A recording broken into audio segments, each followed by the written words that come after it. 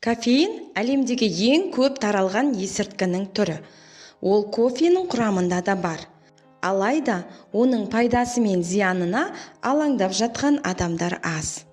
Осы орайда кофенің 6 пайдасы мен 6 зияны туралы біле отырыңыз. Ол үшін видеоны толық қарауларыңызды сұраймын.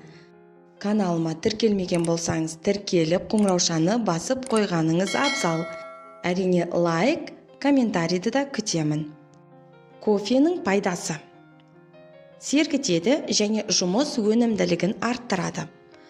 Ол кофеиннің ағзаға әсер етуіне байланысты. Көптеген ғалымдар кофенің есте сақтау қабілетін арттырып, көңіл күйді көтеретінін айтады. Сонымен бірге, кофеин ағзадағы метаболизм процесін жылдамдатады.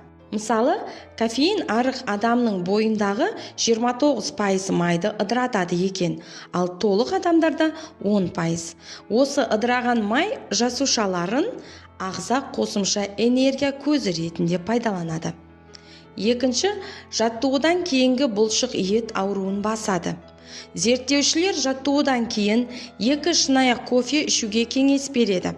Олар өздері жасаған тәжірибеде жаттығудан келген адамдардың жартысына кофе ішкізген. Артынан бұлшық еттегі ауырсынуларын 0 мен 10 балл арасында өлшеулерін сұраған кезде кофе ішкендердікі анағұрлым төмен болған. Үшінші, күйзелістен құтқарады. Кофеин ағзаның қозғалыс, есте сақтау және ойлау қабілеттеріне жауап беретін дофамин гормонын белсенді бөлдіреді. Бұл гормон рахаттану кезінде де көп бөлінеді екен. Сондықтан ғалымдар кофе күйзелістен құтылуға көмектеседі деп отыр. Олар тәжірибе нәтижесінде күніне 1 шынаяқ кофе ішетін әйелдерде күйзеліске ұшырау дәрежесі 20%-ға төмен болатынын анықтады.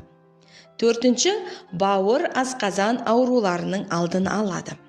Сингапур ғалымдары күн сайын 2 немесе одан да көп шынаяқ кофе ішу бауырдың циррозға, қатерлі ісікке шалдығуының алдын алатынын айтады. Өтте тас жиналмайды. Сондай-ақ 489.706 адам қатысқан тағы бір зерттеуде күніне 4-5 шынаяқ кофе ішетін адамдардың асқазанында қатерлі ісіктің пайда болу қаупі 15%-ға төмендейтіні анықталған.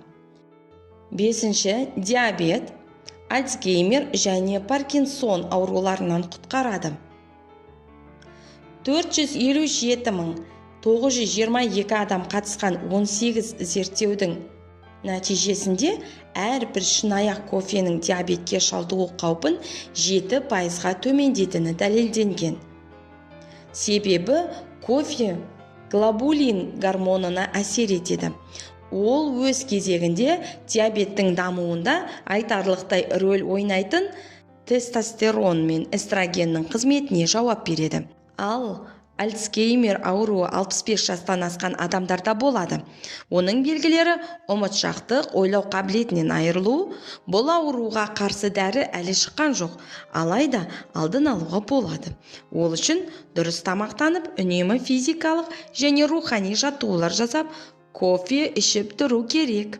Паркинсон ауруы да сондай. Алтыншы, кофе қан құрттан қорғайды. Үндістандағы стоматологиялық институт ғалымдары өздері жүргізген зерттеудің нәтижесінде осындай қорытындыға келген. Олар күніне 3 шынаяқ қара кофе ішуге кеңес береді. Себебі сүт пен қаймақ оның пайдалы қасиеттерін жоғалтады екен.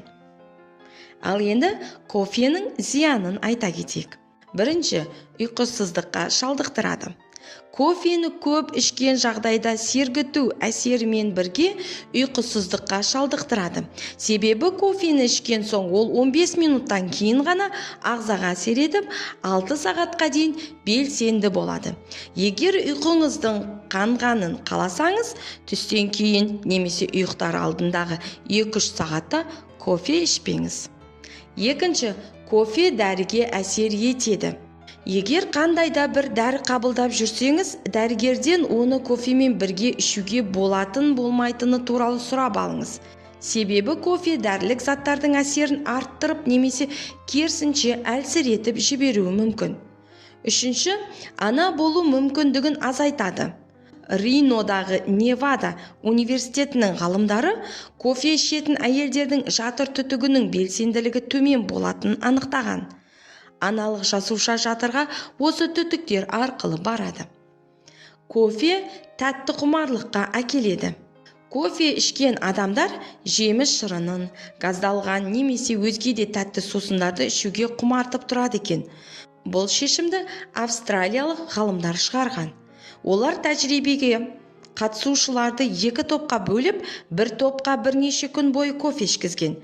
Екіншісі ештеңе қабылдамаған. Нәтижесінде бірінші топтағылар күніне 419 миллиграмм, ал екіншілері 273 миллиграмм ғана тәтті сусындар ішкені анықталды. Бесінші, кофе түсік тастау қаупін арттырады. Огайо штатындағы ұлттық денсаулық институтының профессорлары 500 жұпқа зерттеу жасады. Олар күніне 2 шынаяқтан артық кофе ішкендерде түсік тастау қаупі жоғары болғанын анықтады. Сондай-ақ жүктіліктің алғашқы 7 аптасында кофе ішуде зиян дейді ғалымдар. 6. Қан қысымын көтереді. Италия ғалымдары 18 пен 45 жас аралығындағы 1200 адамға зерттеу жасай келе, көп кофе ішетін адамдарда қан қысымы 4 есе жоғарылайтынын дәлелдеді. Ал 2 шынаяқ кофе ішетіндерде ол 3 есе жоғарылайды. Қорыта келгенде, кофенің денсаулыққа пайдалы және зиянды жақтары да бар екенін естен шығармаңыз. Сондықтан ғалымдар күніне 300 миллиграмм ғана кофеин қабылдауға кеңес береді. Ол шамамен 3-4 шынаяқ ұнтақталған кофе немесе 5 шынаяқ ерігіш кофе. Сондай-ақ, егер сізде асқазанда, қуықта немесе қан қысымына байланысты аурулар болса, кофеден мүлдем бас тартқаныңыз дұрыс.